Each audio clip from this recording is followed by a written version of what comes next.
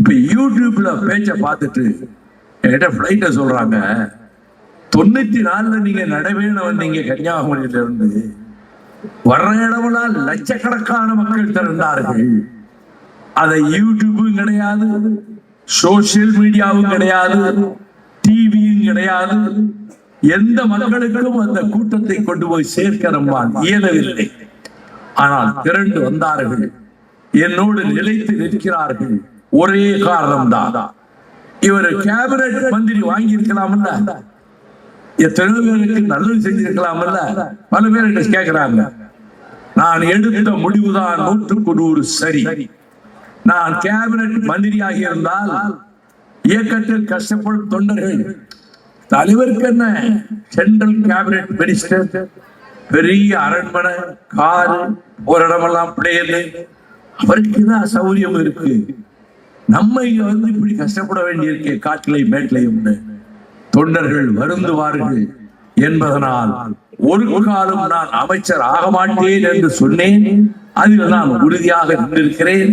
அவர்களும் நம்ம தலைவருக்கே ஒரு பதவியும் இல்லை, நமக்கு கவுன்சிலர் கிடைக்காட்டுதான் என்ன என்று என்னோடு இருக்கிறார்கள். மாவட்ட செயலாளர்களே, இங்கே வருகிற கட்சியுடைய நிர்வாகிகளே, இந்த இயக்கம் பொலிவோடு வளரும். காரணம், ஊழலை அறவே களைந்து எரிய வேண்டும். அதுதான் புற்றுநோய் அரசியலுக்கு. அதை அகற்ற வேண்டும் என்று முடிவெடுத்துக் கொண்டு இன்றைய முதலமைச்சர் என் அருமை சகோதரர் மாண்புமிகு ஜோசப் விஜய் அதில் முயற்சிக்கிறார். லட்சங்கள் கோடிகள் கைமாறிய அதிகாரிகள் இருக்கிறார்கள், நேர்மையான அதிகாரிகள் இருக்கிறார்கள். போன்ற நேர்மையான அதிகாரிகள் இருக்கிறார்கள்.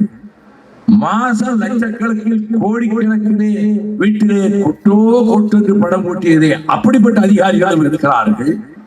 அப்படிப்பட்ட அதிகாரிகள் இந்த அரசாங்கத்தை எப்படியாவது ஸ்தம்பிக்க செய்ய வேண்டும் என்ற முடிவோடு எந்த ஃபைலையும் நகர்றது கிடையாது, எந்த கோப்புகளும் நகர்றது கிடையாது. They want to paralyze the government. இந்த அரசாங்கத்தை ஸ்தம்பிக்க செய்ய வேண்டும் என்று சிலர் நினைக்கிறார்கள்.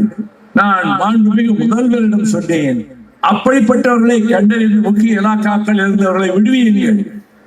புதிதாக வந்த IAS ஆபீசர்ஸ்ல யார் ஹானஸ்டா இருப்பான அனலைஸ் பண்ணி அவங்களுக்கு பொறுப்பு கொடுங்க என்று நான் அவரிடத்திலே என்னுடைய கருத்தாக சொன்னேன்.